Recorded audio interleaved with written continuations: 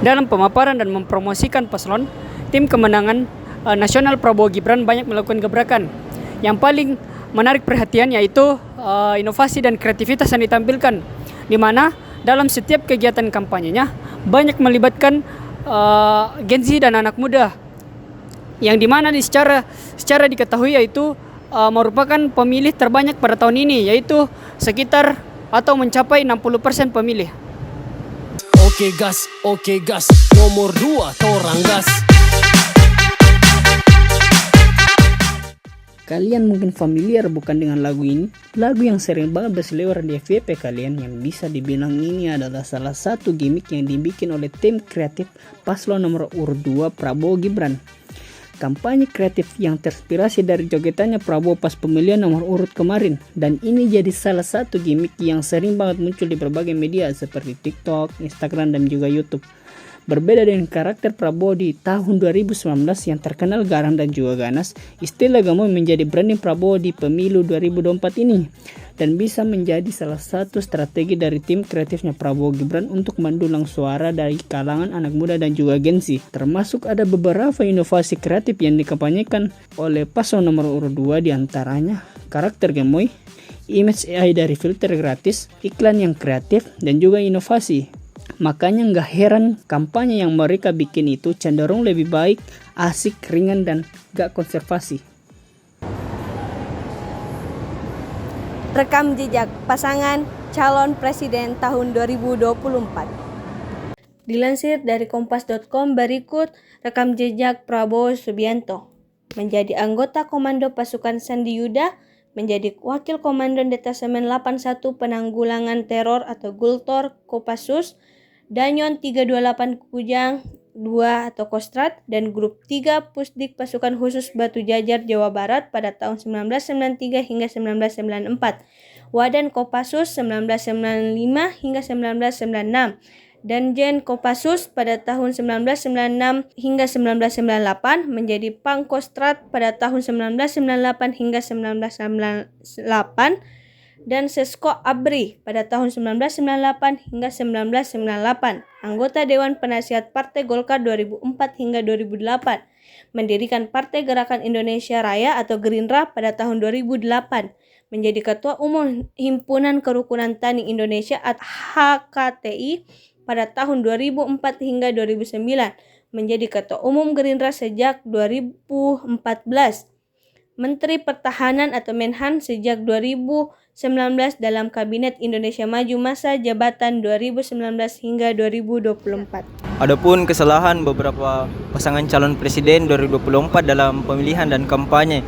Yang pertama yaitu kurangnya transparansi tentang visi dan kebijakan kerja mereka, sehingga masyarakat bingung untuk menentukan para calon yang ingin mereka pilih. Yang kedua yaitu kampanye yang berlebihan dan negatif. Pada debat Pilpres 2024 kita dapat melihat para paslon saling menjatuhkan dan saling menjudge, sehingga citra para paslon tersebut sudah rusak di mata masyarakat. Yang ketiga yaitu para paslon hanya fokus terhadap isu-isu kecil saja yang berkaitan dengan relevan politik dan tidak melihat isu-isu besar yang sedang dihadapi oleh masyarakat Indonesia, sehingga masyarakat beranggapan bahwa para paslon hanya fokus untuk membangun politik dan tidak peka terhadap masalah yang dihadapi oleh masyarakat Indonesia. Dan yang keempat yaitu beberapa paslon pernah terlibat dalam kasus dan rekam jejak digital, sehingga masyarakat Indonesia pun takut untuk memilih paslon tersebut, dikarenakan akan mengulangi kasus yang pernah paslon tersebut lakukan.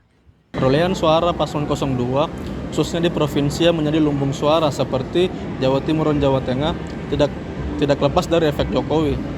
Prabowo Gibran adalah paslon capres dan cawapres yang didukung oleh mayoritas partai di pemerintahan Presiden Joko Widodo. Secara de facto, paslon ini didukung oleh Presiden Joko Widodo.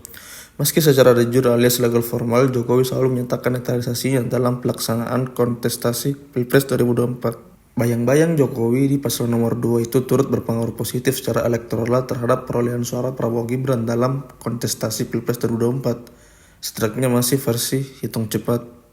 Lembaga Survei Indonesia alias LSI dengan data yang masuk sebesar 95,45%, suara Prabowo Gibran 57,47%, Anies Mohaimin sebesar 25,30% dan Ganjar Mahfud di angka 17,23%. Dilansir dari CNN Indonesia, Komisi Pemilihan Umum merilis anggaran kampanye tiap pasangan presiden dan calon wakil presiden yang berkontestasi di Pilpres 2024. Laporan itu menunjukkan besaran awal penerimaan dan sumber dana kampanye masing-masing paslon.